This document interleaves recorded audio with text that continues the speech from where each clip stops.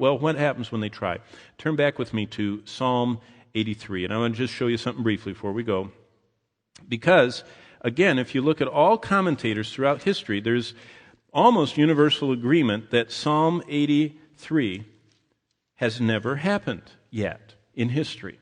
So it appears, even though there's a whole group of people that think there's no prophecy in the Psalms, it appears that in this Psalm of Asaph, the 83rd Psalm, it speaks of a conspiracy against Israel. But the named people, it would be like saying that America was attacked by Napoleon, Genghis Khan, and Stalin. Immediately you'd know that that was an anachronistic statement, right? It's against chronology, an anachronism. It doesn't fit. Because Genghis Khan would be from the 14th century, and Stalin would be from the 19th century, and Napoleon would be from the 18th century. And so we would have trouble having those things all happening at the same time. It's an anachronism. Well, this prophecy of Psalm 83 lists off the enemies of Israel for 1,000 years. But none of them were enemies all contemporaneously. But the 83rd Psalm says, and if you look at verse 5, you can read the whole thing. Verse 4, let's cut them off, that the name of Israel may be remembered no more. Verse 5, they consulted with one consent. They form a confederacy against you. And look at what they are.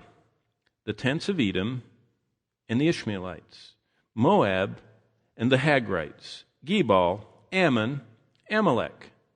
Wait a minute.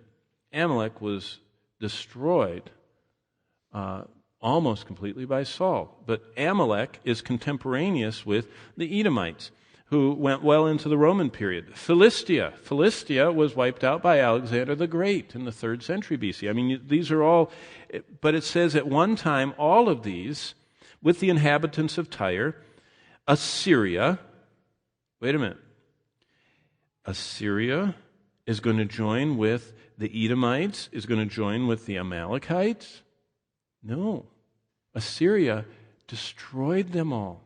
Assyria destroyed the cities, and Alexander came through right behind them and finished them off. They have helped the children of Lot, Selah. Well, basically, if you got a map and looked at verse 6, verse 7, and verse 8, verse 6 would be a description, the first half of it, of Saudi Arabia. Saudi Arabia are the Edomites and the Ishmaelites, the desert-dwelling people. Esau's kids and Ishmael's kids, they went east. Remember, Abraham gave them gifts and said, go east, and they did. Moab and the Hagrites and Ammon and some of the Amalekites would be what is in the modern Hashemite kingdom of Jordan. If you know anything about history, the founder of Jordan was expelled. He had the claim to Mecca, and he got ousted by the Saudi family, the house of Saud, and so he went over and started Jordan, the Hashemite kingdom of Jordan. The Hashemites were the custodians of Mecca. But that Moab, Hagrite, Gebal, Ammon, and Amalek would describe Jordan today. I mean, not those people. They don't live there. But that area where they lived is modern-day Jordan. So we've got Saudi Arabia in the first part of 6. In the end of 6, in the first part of 7, we have Jordan. Then Philistia with the inhabitants of Tyre. So Philistia is clear. That's the Gaza Strip. That's called Hamas today, Hamastan. The inhabitants of Tyre, that's in Lebanon. We have constant news reports about Lebanon. I mean, just in the last 2 weeks, arms caches have blown up there, mysteriously. There are huge Palestinian refugee camps that are nothing but terrorist training grounds and bomb-making centers. Tyre and Philistia are certainly enemies, but we would call them today the Gaza Strip and Lebanon. And then Assyria, at the first part of verse 8, would be the modern-day area of Iran. But if you look at ancient maps of the Medo-Persian Empire, Iran, in biblical times, would designate not just Persia or Iran of today, but Afghanistan, and guess what else? Pakistan. Have you noticed what's happened in the last month? Afghanistan, the war has turned. Now we say it's because we haven't surged our troops and everything, but everyone knows you can't conquer Afghanistan. You can't have a big enough army because you can't supply it. If you have too small an army, they pick you off one at a time. No one. Alexander couldn't do it. The Soviets couldn't do it. The British didn't do it. And America can't do it unless we use all drones. But how do you win the land from the air? You know, aerial bombardment doesn't really win land. It's infantry. But what's interesting is the Islamic, whatever you want to call it, Taliban or Al-Qaeda or whatever you want to call it, the people who believe the Quran, those people are exporting their warfare. They have surrounded all the atomic weapons of Pakistan. There is a ferocious fight going on in Pakistan right now, and they have atomic weaponry, missiles and all.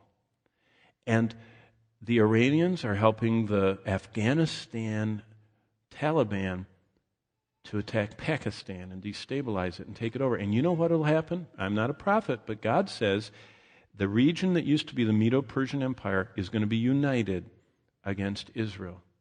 And you're seeing in the news today Iran helping Afghanistan take over Pakistan. And you're going to have the old Medo-Persian Empire back. And they're going to be atomic armed and pointed at Israel.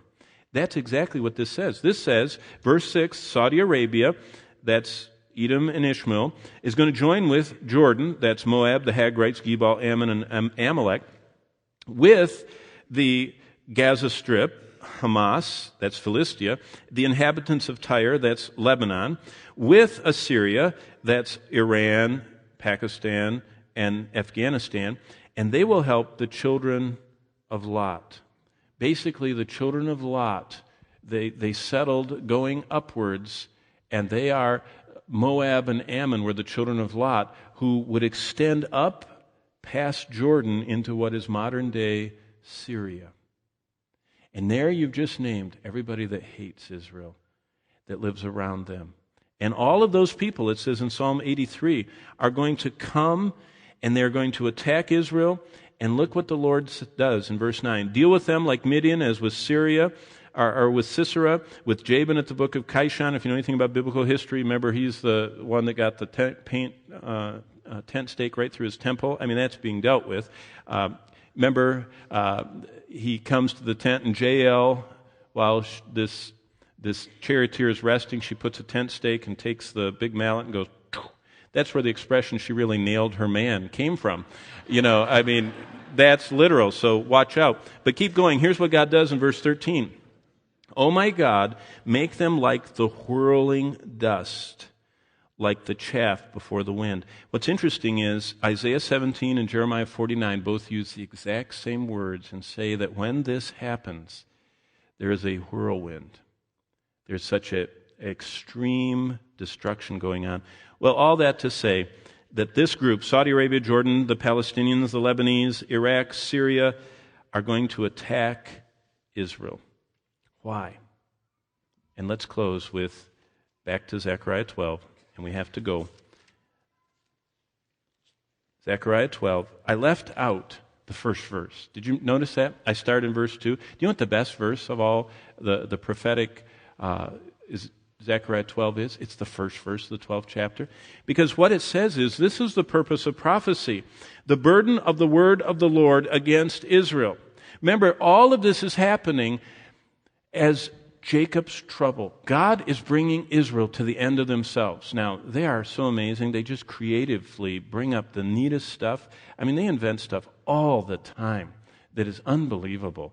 And I won't even go into all their inventions. They just brought out stuff that is amazing, and they sell it all over the world. The Israeli aircraft industry is owned by the government. They fund their fight against the Muslims by selling weaponry to the whole world, and everyone wants to buy it because it's so good. But they think they're tough, and they are. They're maybe the fourth most powerful army in the world, right after Russia and the United States. Maybe they're third, who knows? Right after the EU. They're fourth in firepower. So they think they're strong. But God has a burden against them, against Israel, because He wants them not to trust in their weaponry and cleverness and wealth, but in Him. So this is what he asks them to do in verse 1. Thus says the Lord, Zechariah 12:1, who stretches out the heavens. He said, think of me as the one who created the cosmos. I am the one who stretches out the heavens. I'm the one who lays the foundation of the earth. Remember how the Greeks said it? Geos. So cosmos, the universe, geos, the whole planet earth, and forms the spirit of man within him. Pneumos. That's the word for breath. He said, so I'm the stretcher out of the universe. I'm the former of the one who formed the earth, and I'm the one who breathes life into you. Wow. Can you get anybody bigger than that? He said, that's the one that wants your attention. And Israel won't give them their attention. Now, something fascinating right now, we'll get to this next time, because we're going to get to what is going to bring them to Jerusalem. What's going to bring them to Jerusalem is God says the Jews are building a temple. And that's Hal Lindsey didn't think of that. God did. And do you know what the Jews are doing today? I clipped it out of the magazine, out of the Israel INN, Israel News Network. It's called Israel National News. It's their local CNN. It's not Christian. It's not Messianic. It's Israeli. You know what it said on October 12th? Jews in the town of Mitzpe, Jericho, are taking practical steps in preparing for the building of a temple in Jerusalem. They are preparing the descendants of the Kohanim, the priests, and the Levites for service. Doesn't that sound like a Sunday school lesson? Doesn't that sound like it's Christian? Doesn't that sound like it's prophetic? It's not. It's secular. It's Jews. It's them. And they're saying, we're going to have a school to prepare temple priests to learn exactly how to conduct daily temple services to offer the required sacrifices. And that school has an exact replica of the temple. And they're celebrating the feasts. And Baruch Marzel and Michael Ben Ari and all these other Jewish people talk about they're going back to their roots. Now, do they know that Jesus said they were going to build a temple? No, they don't like him. Do they know that Paul saw their temple? They don't like Paul.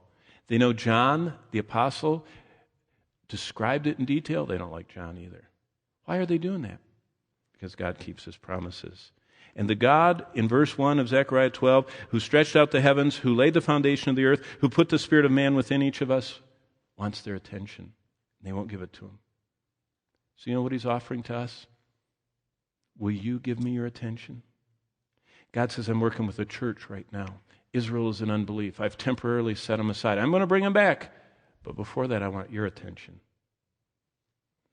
Tonight, does God have your attention? Do you read your email first or your Bible? Do you pray first?